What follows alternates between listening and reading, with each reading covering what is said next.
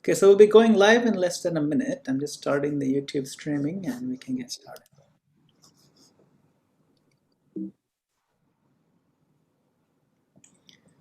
Yadunat Prabhu has not done us the mercy of turning on his camera yet. Yadunat Prabhu?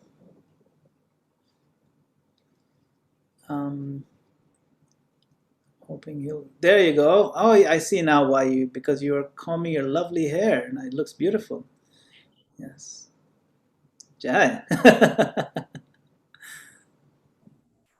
Okay.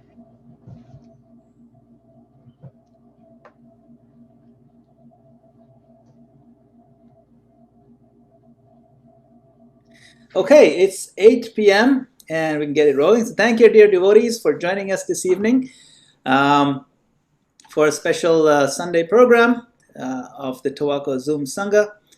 And today we have His Grace Gaura Kumar Prabhu broadcasting live from the New York area. And for the introductions, I'd like to request His Grace Yadunath Prabhu to lead us. Thank you for this opportunity to introduce Gaura Kumar Prabhu. Gaura Kumar Prabhu is a disciple of His Holiness Radhanath Swami. He works as an associate professor at City University of New York, serving as chair of the computer science department. He received a PhD in computer science from SUNY Albany. Am I muted? No, you're good. Oh, okay, sorry. He received a PhD in computer science from SUNY Albany in 2006. That was worth repeating anyway. He is currently the temple president of Matchless Gifts at 26 2nd Avenue, the first ISKCON temple in the world. And I happen to know firsthand that not a blade of grass moves at 26 2nd Avenue without Gaura Kumar Prabhu's sanction. He loves to share Krishna consciousness and holds a weekly program for students at NYU, where he has cultivated and continues to cultivate many students, bringing them to the path of bhakti yoga. Gaura Kumar Prabhu is one of the deepest, most gentle devotees around, constantly serving, but always in the background and never drawing attention to himself or taking credit for the many services that he does. He and his exemplary wife, Nitya Kishori, both gave up lucrative jobs in Seattle 8 years ago.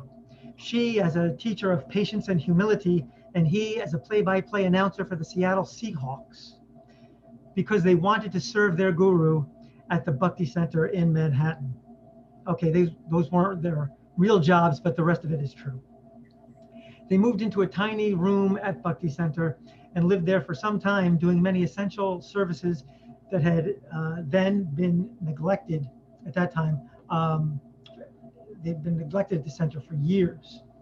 Now they live in Brooklyn with their lovely daughter, Radhakripa, and serve in so many ways. Gaura Kumar has a deep love for Krishna Katha and does a lot of seva to facilitate the devotees' hearing from great speakers like Chaitanya Charan Prabhu, among others.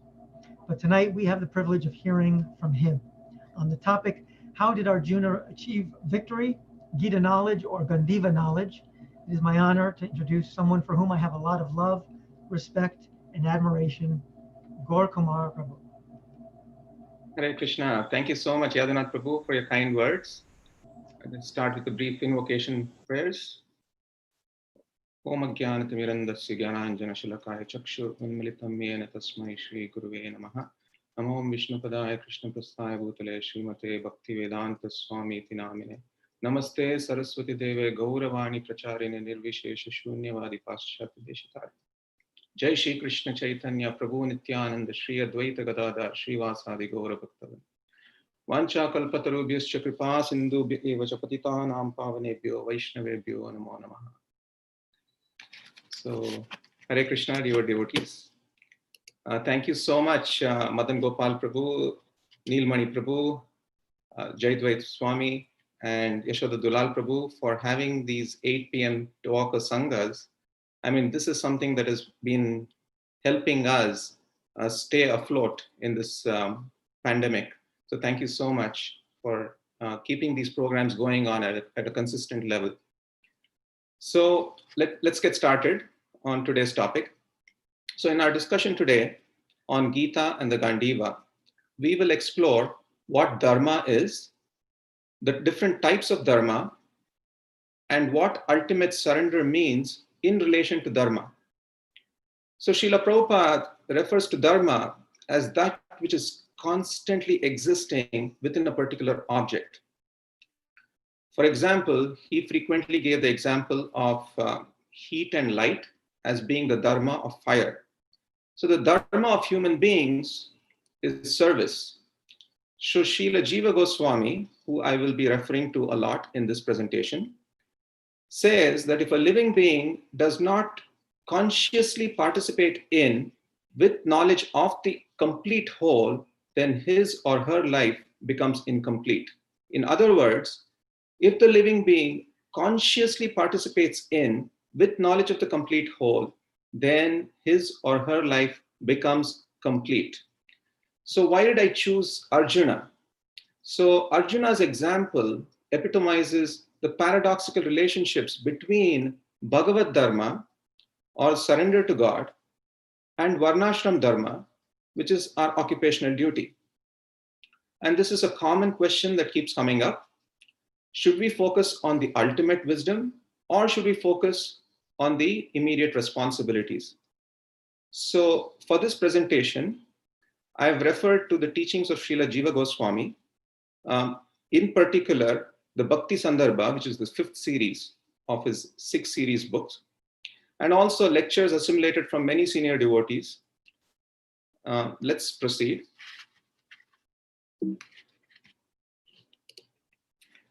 So philosophical doubts arise while looking at death in the face.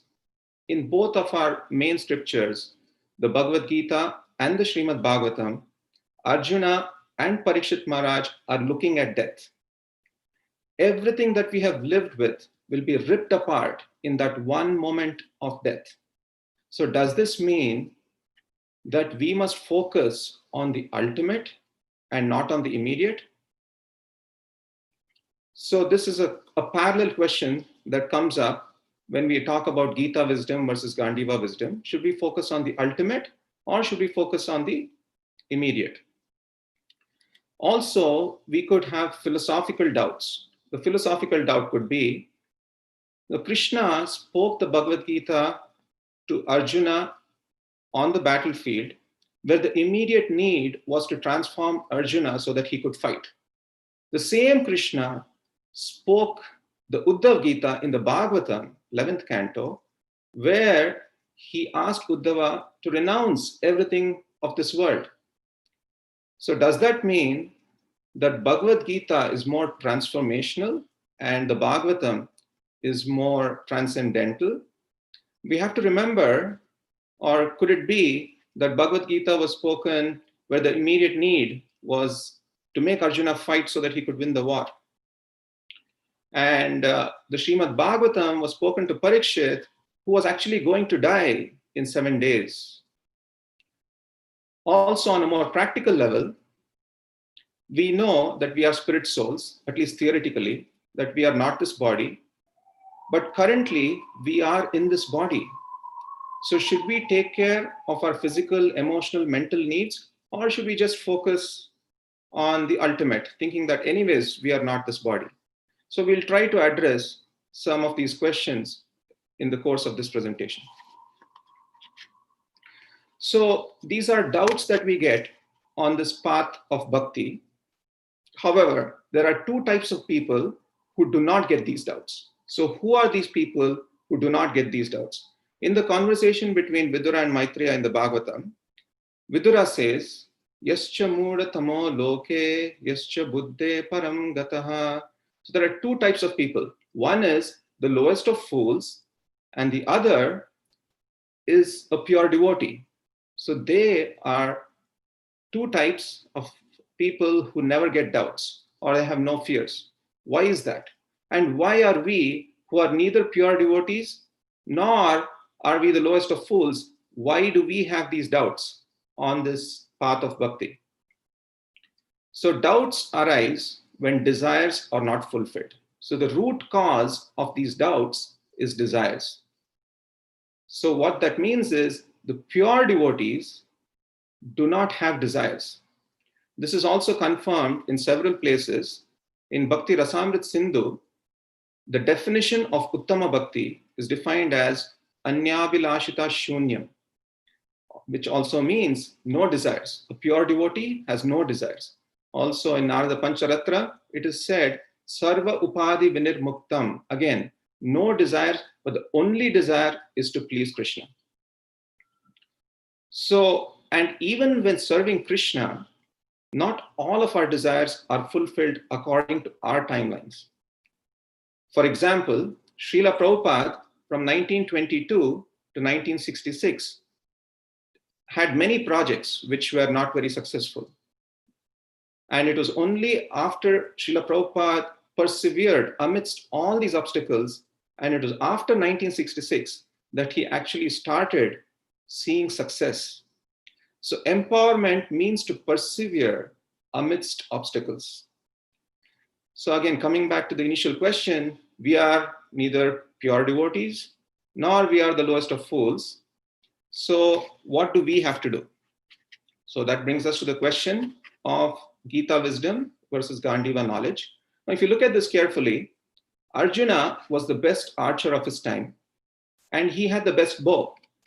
The bow, also known as Gandiva, was actually created by Brahma, passed down to Varunadev, and then Arjuna got hold of it. And it was said that whoever fought any battle with the Gandiva war would never lose that battle. And also, it was accompanied with an inexhaustible quiver of arrows. So success was guaranteed for Arjuna in one sense. But even though success was guaranteed, on the battlefield, just at the moment where the fight, the Kurukshetra war was about to take place, something happened. This Gandiva bow slipped from Arjuna's hands. And the reason is his emotions overpowered his thoughts. So when material emotions overpower our thoughts, one loses sight of immediate and ultimate goals. Arjuna was blinded by emotions towards people on his side and towards people on the other side. So what did Gita wisdom do? So Gita wisdom helped Arjuna harmonize the emotions and thoughts, transformed Arjuna, and helped him pick up his Gandiva bow.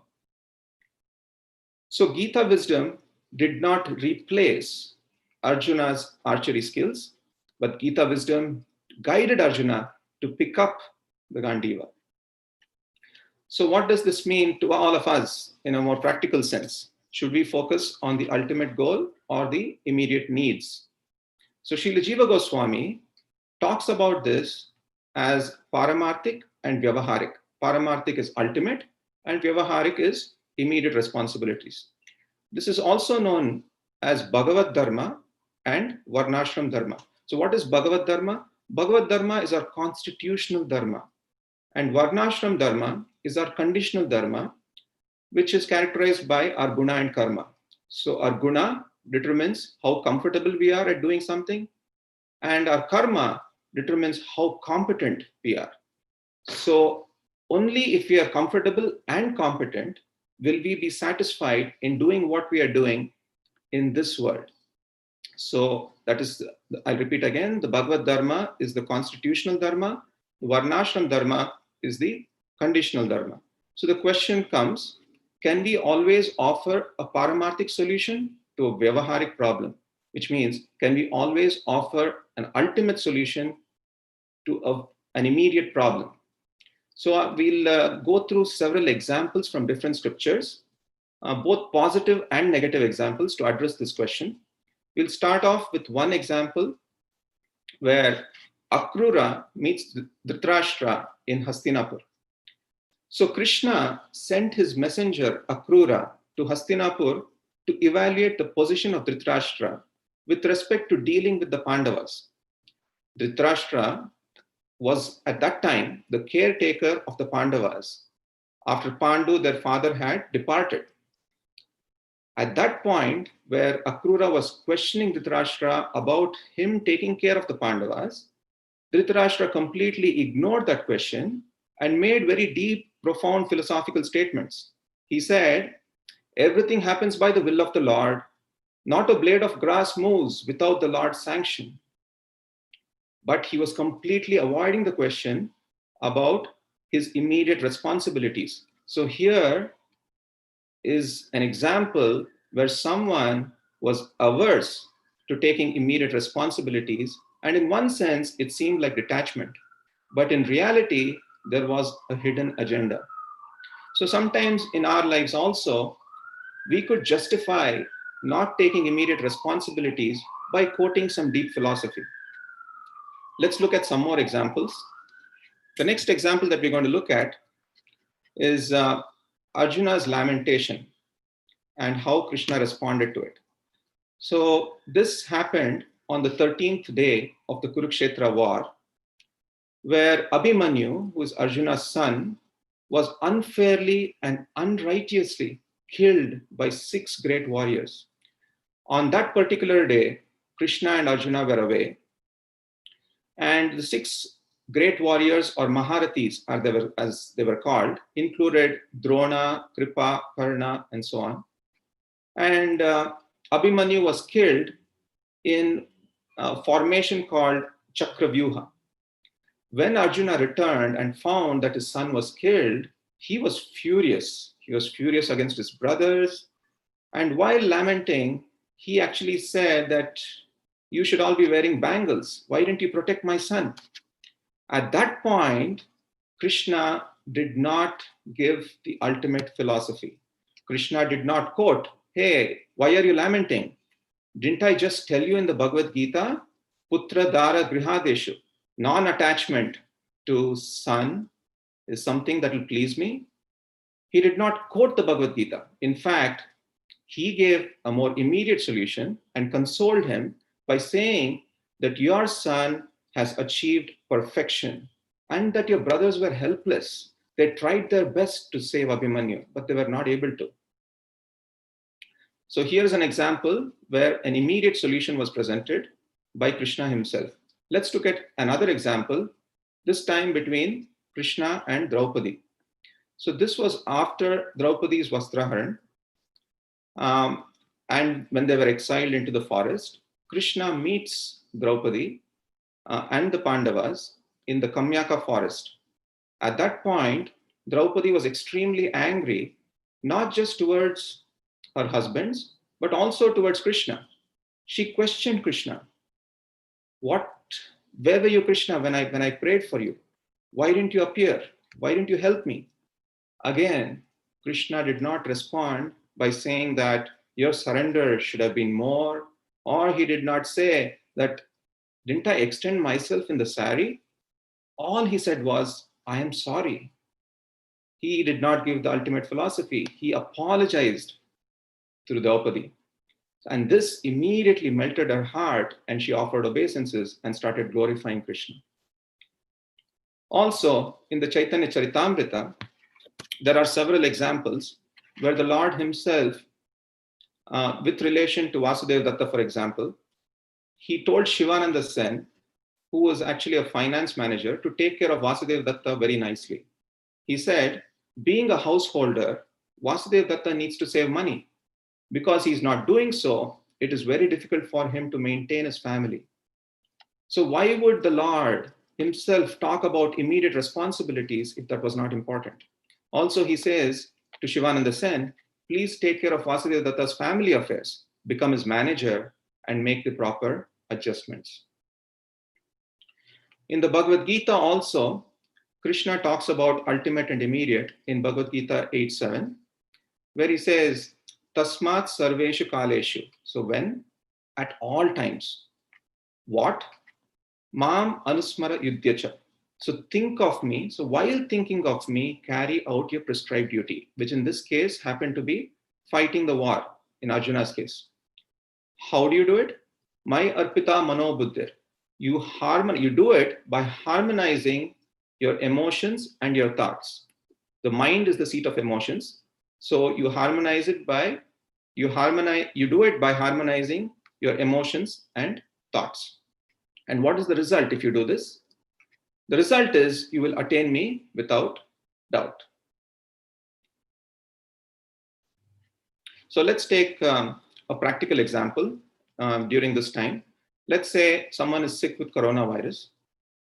Now, if you approach devotees, you would probably get three different types of answers. The first answer is related to an immediate cause. Immediate cause could be that this devotee got exposed to COVID-19. He was careless, he did not maintain social distancing, whatever the reason may be, but he was exposed to COVID-19. And that is the immediate cause. There is also a remote cause. Some devotees may say, he is sick because of his past karma. And there is some truth to it also. The remote cause is because of one's past karma. And there is an ultimate cause too. The ultimate cause is forgetfulness of Krishna. Someone could say, oh, because he was not practicing his Krishna consciousness seriously, that is why he is sick with coronavirus. So that is the ultimate cause. So there are three different solutions to these three different causes. The immediate solution is to take the right medicines, see the right doctor, go to the right hospital, take care of it in an immediate way.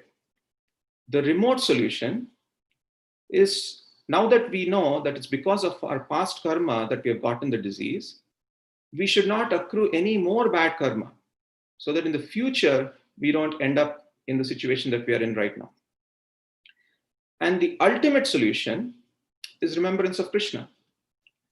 Because if we were remembering Krishna, we would not be here in the first place. So now, the ultimate and immediate solutions do not compete. They both can cooperate. Srila Jiva Goswami mentions that an ordinary devotee, even though theoretically knows all of this, he focuses only on the immediate solutions. A slightly better devotee focuses not just on the immediate solution, but also focuses on the remote solution. So he understands karma and he's very, very cautious not to accrue any more bad karma.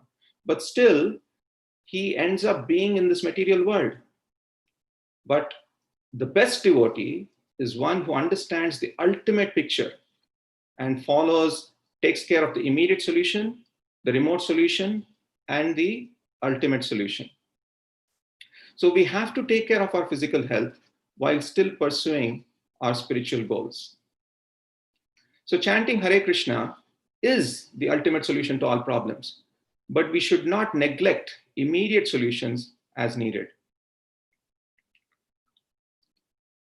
So Krishna, the first time he talks about this ultimate philosophy or the Atma Gyan is in Bhagavad Gita 2:13, the famous verse, Dehinosmin yata dehe kaumaram yovanam jara, tata dehantara praptir dhiras tatra namuyate. So he's telling Arjuna, you're not the body, you're the spirit soul.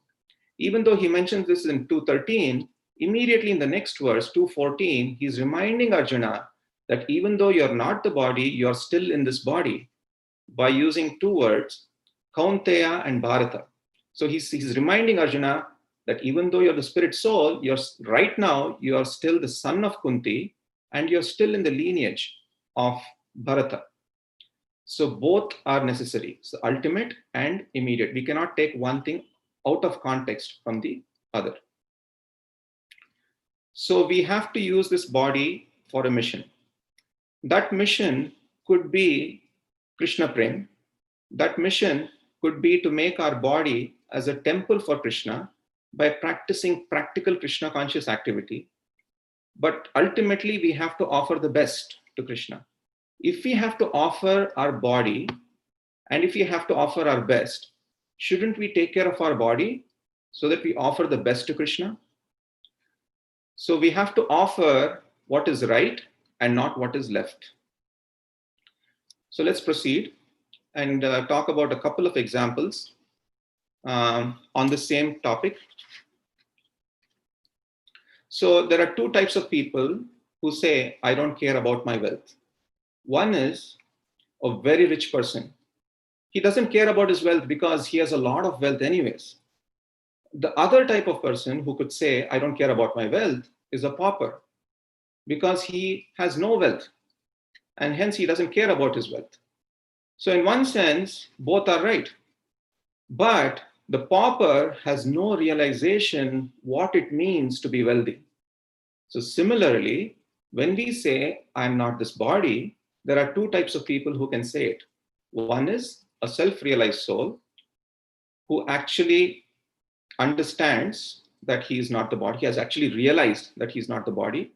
And the other is an ordinary devotee who's healthy, and he can also simply quote, "I'm not this body." But the moment he falls and hurts himself, he realizes that he is very much in the body. So Prabhupada actually said, knowledge is good, but realized knowledge or wisdom is better. How do we realize? How do we know if we have realized knowledge or if we have just book knowledge? So one of the fruits of realized knowledge is that humility develops, and that comes from a real understanding of how insignificant we are and how we are completely dependent on Krishna. And that is when we know that that person is realized. Srila Prabhupada in Bhagavad Gita 6.8 purport, he says, book knowledge without realization of the supreme truth is useless.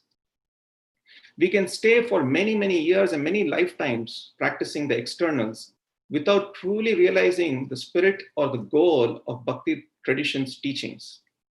Also in Padyavali, Srila Rupa Goswami mentions, pure devotional service in Krishna consciousness cannot be had even by pious activity in hundreds and thousands of lives. It can be attained only by paying one price, and that is the intense greed. So we must have intense greed to go from theoretical knowledge to actually realizing that, the intense greed to obtain it. If it is available somewhere, one must purchase it without delay. So let's talk about health. Srila Prabhupada on this topic has mentioned several times, written several letters, and Prabhupada himself was not neglectful of his own health or the health of his disciples. So in fact, Srila Prabhupada ended all of his letters with, "I hope this meets you in good health." So the underlying principle in Srila Prabhupada's teaching on health was do the needful for keeping body and soul together in order to serve Krishna. So do whatever is needed on the immediate sense so that you can serve Krishna in the ultimate sense. So while we serve Krishna, we must be in tune with our body to understand what it requires. And in terms of how much we should eat, how much we should sleep, and so on. One classic example that comes to my mind is during Nirjala Ekadashi, devotees focus more on the immediate in terms of, oh, what is the time for breaking the fast?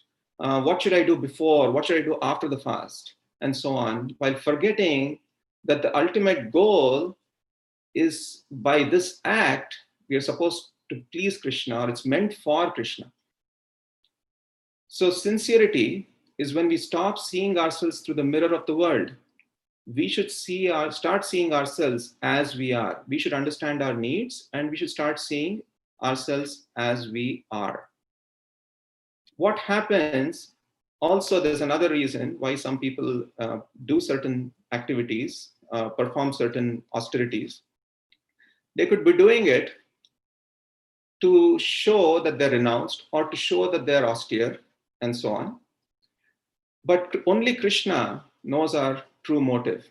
If that motive is not pure, Krishna shatters our false pride by frustrating the abilities of that devotee and breaking his or her own self-confidence, as we see in the Brahma Vimohan Leela, where Krishna shook Brahma's self-confidence to awaken him to Krishna Bhakti.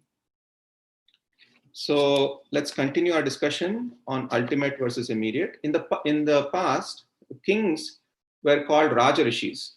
The word Raja Rishi comes from Rajo, which is the mode of passion. So the kings executed their immediate responsibilities in the mode of passion, but at their core, they were actually rishis. So this wonderful combination that they had of ultimate and immediate and how it cooperated made them being called Raja Rishis. So at the ultimate level or at the paramarthic level, enhancing our consciousness through bhakti yoga is the best thing that we can do. But that does not exempt us from the responsibility at a practical level. So on this journey of bhakti, whether we are going through a desert, whether we are going through a swamp, or we are high on a mountain, the North Star is our guiding light. Similarly, as devotees, as practicing devotees, this guiding light is the wonderful instructions that we have received through Guru, Sadhu, and Shastra. Just imagine if there was no guiding light, even small things monopolize our lives. So now let's look at two examples. One where the ultimate solution helped, and the other where the immediate solution helped. So this is, we're dealing with the issues with the mind. So if we treat the mind as a container, and we start putting thoughts of Krishna and positively engaging ourselves in service towards Krishna, or become completely Krishna consciousness, we could get rid of the negative emotions or the issues that we're having with the mind. There is an example here from Ramayana of Bharata, Lord Ram's brother, Bharata. So Bharata was called Bharata because Bharata means Bharavahi iti Bharata. Bhara means weight. So Bharata was one who carried a great amount of burden on his head, mainly because he was accused of being a co-conspirator along with his mother Kaikeyi in exiling Lord Ram into the forest. He was accused for something that he had not done, and that can cause depression. So he was always in a climate of suspicion. In fact, he had to take bath in the Sarayu River just after midnight, because if he went to take bath a little later, the residents of Ayodhya would actually throw stones at him, because they all felt that it was because of Bharata that Lord Ram had to leave. Also, to add to that, Dashratha, just before he passed away, he told Vashishta Muni that Bharata should not even touch my body. He should not light fire on my funeral pyre. So just imagine for a son to live with that thought for the rest of his life, how burdensome it could be. That's why he was called Bharavahi iti Bharata. But what did he do? He completely engaged in the service of Lord Ram and Sita. He lived very simply, but he completely occupied his mind in serving Lord Ram and Krishna by taking care of his immediate responsibilities of Ayodhya. So this is one way of dealing with the issues with the mind, right? And the other way, and this may not work for everyone, the other way is where we treat the mind as a vehicle.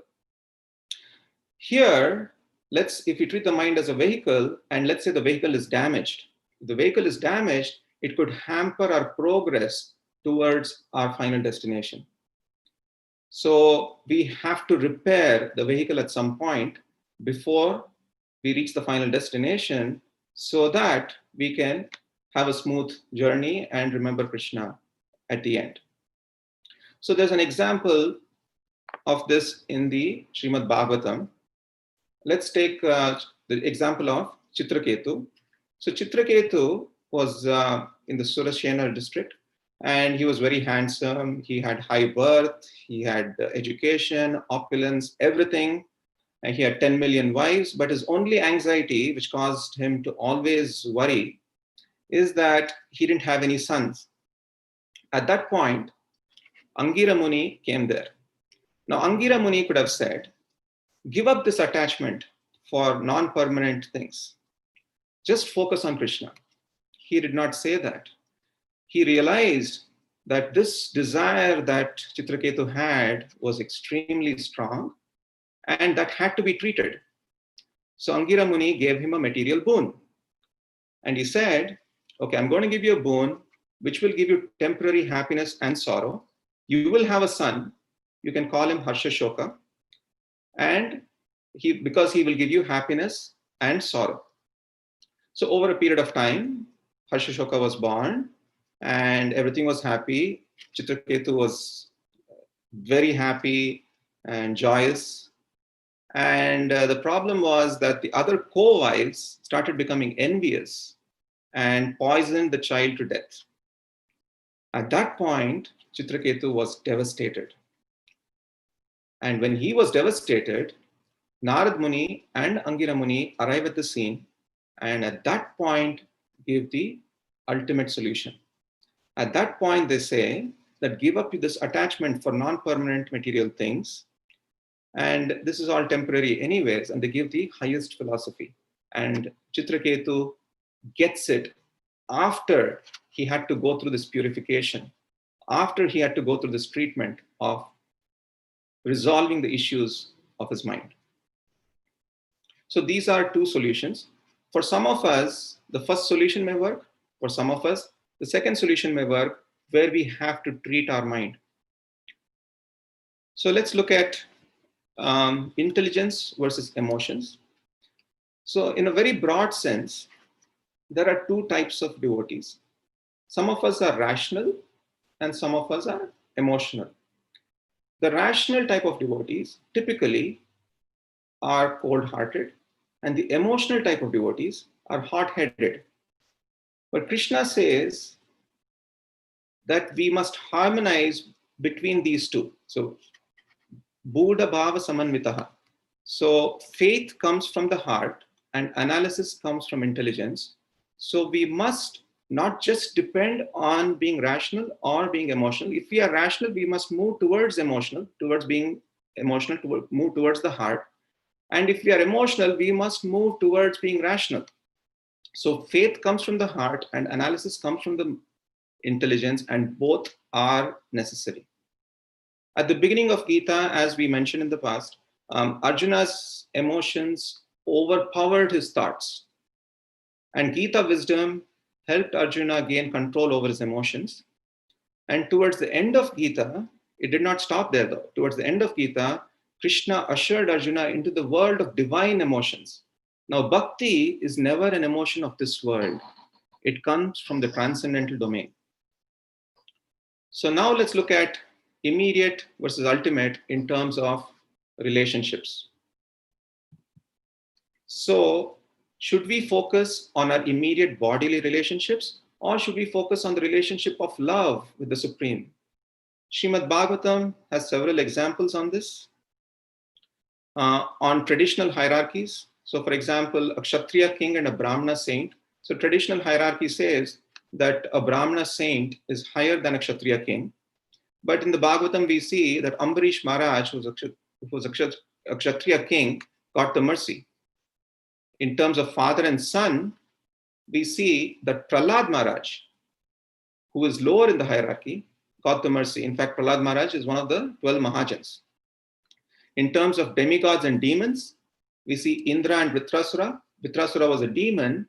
So even though he lost the battle, he entered the supreme abode, but Indra had to just stay in the material world in the heavenly planets. Older brother and younger brother, we see Ravan and Vibhishan, where the younger brother, lower in hierarchy, got the mercy because he took shelter of Krishna, of Rama. So Guru and disciple, we see Shukracharya and Bali Maharaj. So Bali Maharaj got the mercy. He's also one of the 12 Mahajans. And husband and wife, the wives of the Brahmanas got the mercy, but the husbands did not get because they were so caught up in the ritualistic activities of performing the yagyas. So now there are two types of relationships. One is the vertical relationships and the other is the horizontal relationships. So should we just focus on the vertical relationships and ignore or neglect the horizontal relationships? No. Although we should grow towards vertical relationships, we should not neglect or ignore the horizontal relationships. So how do we not do that? So we have to acknowledge our and others' emotional needs. We have to empathically, it could be as simple as just listening and being a loving presence. The essence of Vaishnavism is Jiva Doya, or kindness towards conditioned souls. Also in Bhagavad Gita, Krishna says, Adveshta sarva bhutanam maitra karna evacha. So one who is not envious, but who is a kind friend of all living entities, he is very dear to me. Krishna does not say a kind friend of devotees, but a kind friend of all living entities. Now, one of the 4 regulative principles is no meat eating. On the positive side, that translates to compassion, but it's not compassion just towards animals, it's compassion towards living entities or towards human beings also. Also, one of the limbs of bhakti is guhyam akyati prachiti. So we should start by sharing about each other's minds, but ultimately, those talks should lead us to talks about Krishna. So finally, I just want to end with one particular pastime of a favorite character of mine, a godly demon who perfectly balanced immediate and ultimate solutions. You probably guessed who this is by now. It is the pastime of Vritrasura. So Vritrasura, the pastime, there's some background. So I'll just quickly mention the background. Indra cuts off his guru's Vishwarupa's head as he was favoring the demons. Twashta, who is the father of Vishwarupa, becomes extremely angry and performs a sacrifice to get a son who could actually kill Indra. And here we see Vritrasura appearing from that sacrifice. But because of improper chanting of mantras, he got a son who would be killed by Indra, even though he wanted a son who would kill Indra. And this son's name is Vritrasura. So the demigods attacked Vritrasura and were defeated very badly. And they took shelter of Vishnu, who advised them to approach Dadichi for his bones, which could be made into a thunderbolt, which could kill Vritrasura. So accordingly, the demigods approached Dadichi, and Dadichi gave up his body, and Vishwakarma crafted a thunderbolt which was given to Indra so that he could kill Vritrasura. So that is the background. So now the battle between Vritrasura and Indra happens. So the demigods are rejuvenated now, and now they're more confident because now they have this thunderbolt that Indra is carrying. So they feel more confident and they started defeating the demons. So there are 2 reasons why Vritrasura could have given up his immediate goal. His immediate goal was to fight against Indra and kill him. So there are 2 reasons why he could have given up. One reason is that during this battle, the demons fled and abandoned him. He was battling alone with no support. He could have easily said, all the other demons have run away from me, and I'll also run away. I'll also go away from this battle. The other reason is, he knew very well that he would be killed by the thunderbolt which is possessed by Indra. He knew that he was fighting for a lost cause. Even then, he did not give up his immediate responsibility. He did not give up his immediate goal. He kept fighting. And there are 2 reasons why Vritrasura could have given up his ultimate goal of not taking shelter of Vishnu. Vishnu had personally given the plan to kill Vritrasura. And Vritrasura knew that. He knew that Vishnu had asked the demigods to approach Dadichi and get his bones and create this thunderbolt. So he could have felt that the Lord had disowned him. So these are 2 reasons why Vritrasura could have easily given up his ultimate goal as well. So in spite of this, he never gave up both. He never gave up his immediate goal of fighting, and he never gave up his ultimate goal of taking shelter of the Supreme Lord in the midst of the battle. So as the pastime continues, what Vritrasura did was that he encouraged Indra. In fact, he had more faith in the thunderbolt than Indra. At one point in the battle, the thunderbolt slips from Indra's hands, and it is Vritrasura who encourages him that please take the thunderbolt and kill me and fight with me. And in the midst of that battle, he offered heartfelt prayers to Lord Vishnu. And while dying, he was absorbed in trance. It took Indra 1 year to actually cut off the head of Vritrasura. And during that entire year, he was absorbed in trance, remembering Vishnu. So what is the result? The result is that even though Indra killed Vritrasura, he had to stay in the heavenly planets, but Vritrasura entered the supreme abode of Lord Vishnu.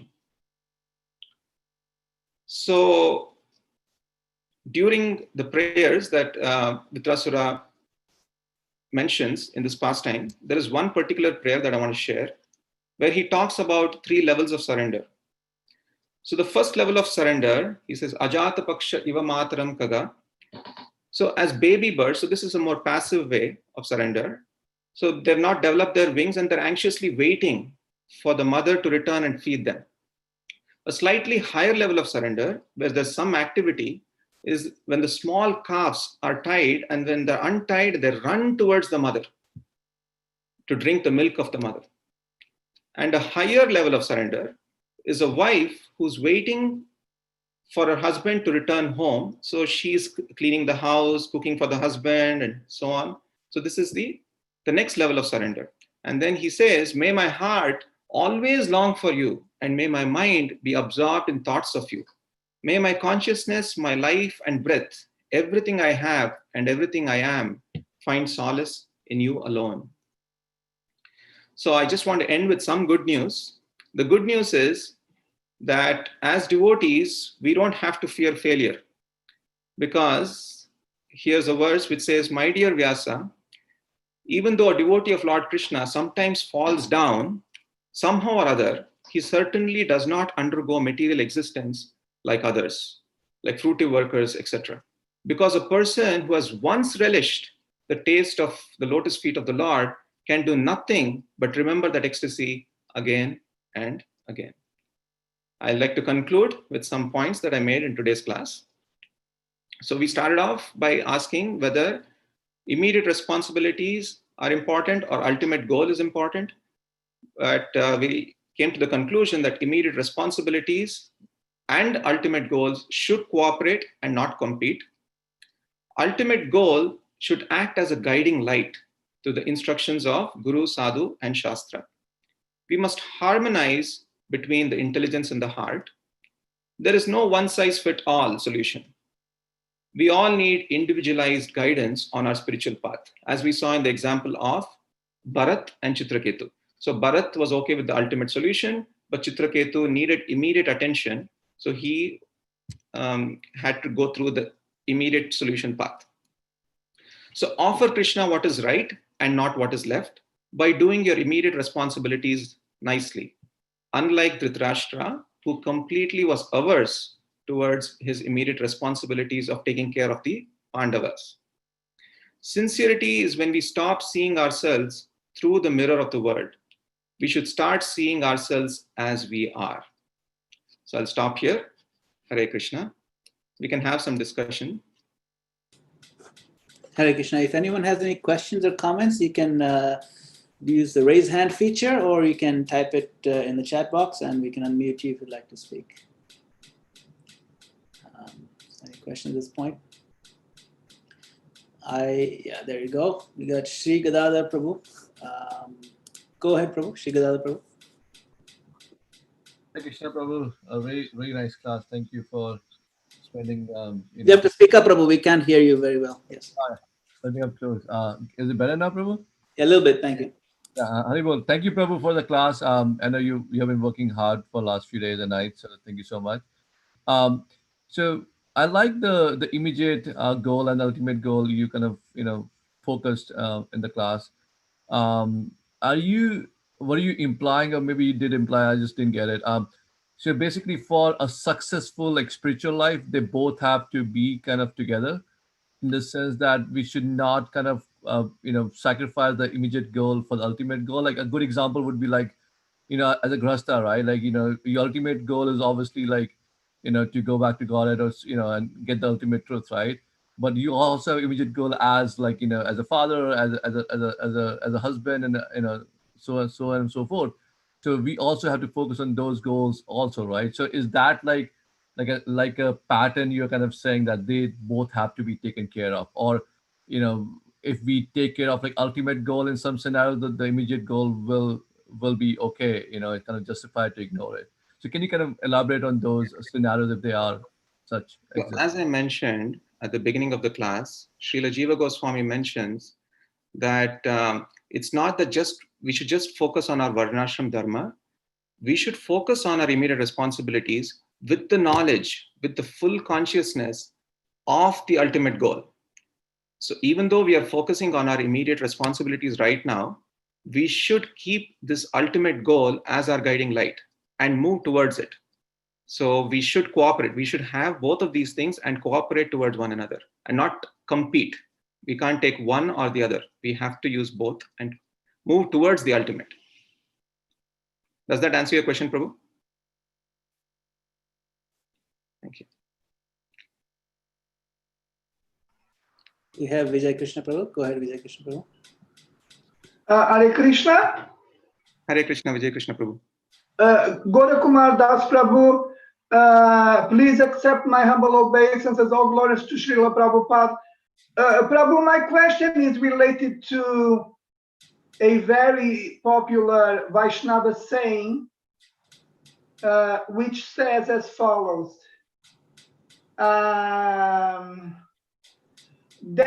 Depths, fire, and what is the other one? And illness should be stopped as quick as possible, because if we do not care about stopping them, they will take over our lives in a destructive way, as obvious. But this is a very popular Vaishnava saying, but at the same time, we get from the Vaishnava circles that if we surrender to Lord Krishna, then we are no more a debtor to all the living entities, to the demigods. I think you know this saying, that after you surrender to Krishna, you are no more a debtor. So my question is, let's imagine that I have a financial debt, but at the same time I am surrendering myself to Krishna. So what is your technical advice on this? So as I told previously, so we must do the needful, as Srila Prabhupada also mentioned, to take care of our financial debt. So it's not that if we take shelter of Krishna, he's going to automatically take care of our financial debt. So we have to do the needful there. And as far as the example of putting off the fire, yes, again, we need to do what is in our control. If we can put off the fire with our limited abilities, we should do it. We should not wait for Krishna to come and put off the fire just because we are surrendering to Krishna. I hope this answers your question, Prabhu. So Gaura Prabhu, when we go to stop the fire and when we go to stop the debt, this is included in our devotional service. This is an act of devotion. Yes, it is. Because we are conscious of the ultimate. We are doing this with the understanding, with the consciousness of the ultimate. If we do it independently, just thinking that this is our immediate solution and nothing else is beyond it, then it becomes a problem. Thank you, Prabhu, very much. Hare Krishna. Hare Krishna, we have a question, audio question. Go ahead, Prabhu.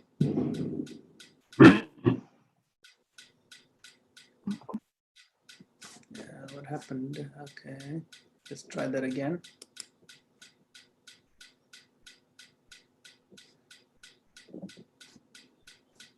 Okay, we have a question from Surendra Prabhu. Yeah, go ahead. Yes. Hare Krishna, Gaura Kumar Prabhuji. My very quick question is, you mentioned Varnashrama Dharma and Bhagavad Dharma. Sanatan Dharma is clear that it is a dharma of the soul. But Varnashrama Dharma is a dharma of a Varna and Ashrama. But when we say Bhagavad Dharma, is it related to body? Because we say Grantha Bhagavad, Bhakta Bhagavad. So when we say Bhagavad Dharma, we know there is ultimate Dharma, but where it fits in, I mean, I just kind of...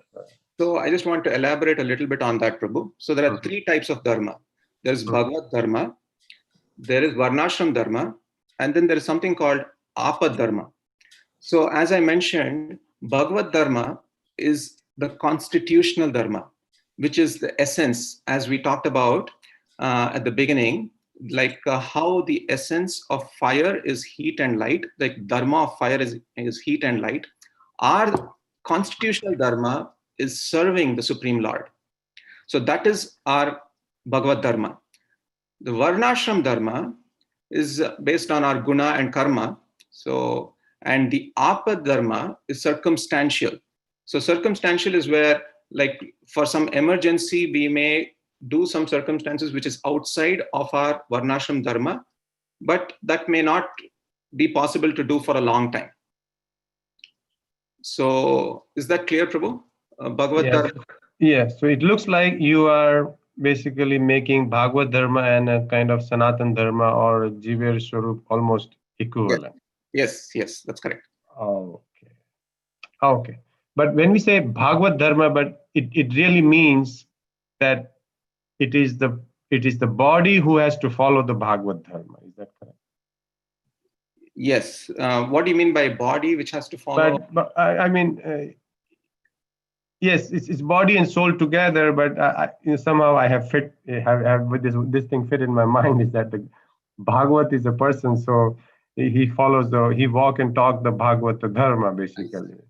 Yeah. So we have to develop that love. Using this body, we have to go towards Bhagavan or Bhagavad Dharma. Yes. Okay. And it is Sanatan Dharma as well. Yes. Thank you, Prabhu. Okay. Thank you very much. Thank you, Prabhu. I just wanted to comment on that question also, the definition of bhakti, that, that was Rishikena Rishikesha Sevanam Bhakti Ruchite. Bhakti Ruchite, I mean, this is called bhakti, which means we're using our senses to serve Krishna's senses, and our senses means the body. So we have to use the body. That's bhakti. A couple of questions from Sunil Desai. I'll just read them out. For someone who focuses on taking care of their immediate needs, does that mean we lack faith in the Lord? For someone who focuses on taking care of their immediate needs, does that mean we lack faith in the Lord? Not necessarily.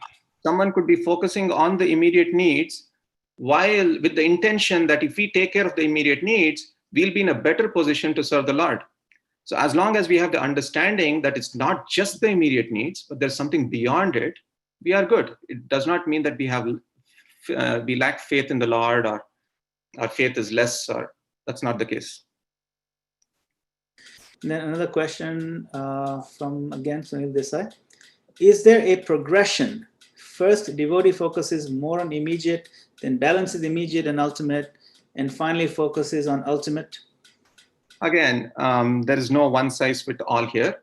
Some devotees need to go through this progression, first focus on the immediate while having theoretical knowledge on the ultimate.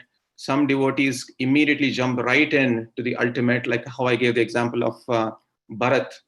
And some devotees have to balance immediate and ultimate and slowly make the progression towards the ultimate. So there is no one size fit all. We all need individualized guidance on this question. So. Okay, thank you very much. So we're pretty much very close to 9 o'clock. And so on behalf of all the devotees, I'd like to thank you very much, Gaura Kumar Prabhu. And I'd like to request His Grace Nilmani Prabhu to offer the final word of thanks. I think Nilmani Prabhu is online. Nilmani Prabhu, if you're online, if you can unmute yourself. There you go. Haribo? Yes. No. Okay, I think it's maybe he's not connected. Anyway, so we also wanted to thank His Holiness Jayadvaita Swami Maharaj for joining, as he always does on his channel. It's always wonderful to see him giving us so much encouragement and so on.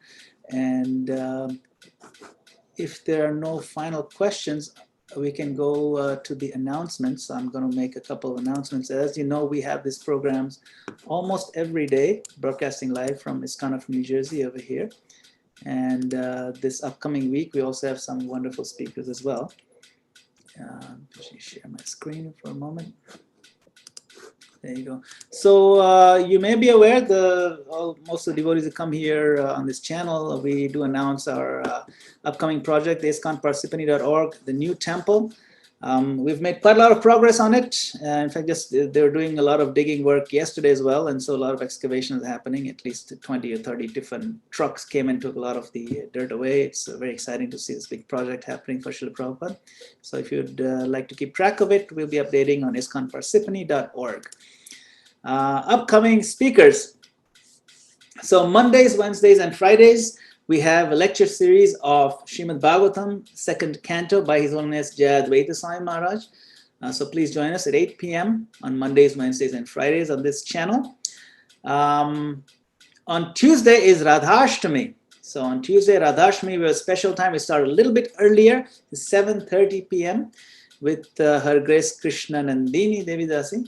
As you know, she's a very inspirational speaker and very much in demand. So please do try to join Krishna Nandini Devidasi. And remember, this is a joint program that we're doing with the Bhakti Center on Radhashtami. So please join for that. On Thursday, we have Chaturatma Prabhu. So Chaturatma Prabhu of Alachua is also a very famous speaker, and he travels the world. And he'll be speaking on some interesting topics. And Hari Parshad Prabhu on Sunday evening at 8 p.m. So we have every day except for Saturday. Actually, we need to update this. There's no Saturday program this week. So please make note of that. And we have updated our Zoom links and our YouTube links so they're easier to remember. They're not cryptic like before. So if you notice, it's tinyurl.com/ISKCONNJ. That's ISKCON New Jersey. So this is an easier one to remember and pass on. And if you want to watch on YouTube live, it's tinyurl.com/ISKCONNJ YouTube. So these are easy ones to memorize. We just updated these today. So please share these, and we'll be sending out these posters. And make a note of that. And with that, we would like to open up to everyone. If you'd like to say a quick Haribol and a word of thanks to our great speaker, Gaura Kumar Prabhu. Thank you, Gaura Kumar Prabhu. I thoroughly enjoyed the way you took everything apart. And oh yes, and the question is, will the old link still work? Yes, the old URLs that we had out there, they will still also work. It's not a problem. They won't break. So these new links will also work and redirect you to. Hare Krishna. Srila Prabhupada ki. Thank you, Gaura. Hare Krishna. Hare Krishna. Thank you, Gaura Prabhu. Wonderful class. Thank you very much. Hare Krishna. Thank you, Hare Prabhu. Hari Bol Prabhu, thank you so much. Thank you. Hi, Maharaj. Hare Krishna Maharaj. Hari. Thank you, Gaur Kumar. Wonderful class. That was awesome. Thank Gaur you, Kumar. Prabhuji. Thank you so much. Wonderful class. Awesome, Gaur Kumar. Haribol. Thank you, Gaur Kumar Prabhu. Hare Krishna. Hare Krishna Prabhu. Thank you.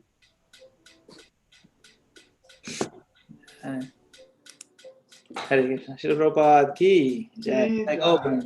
Hare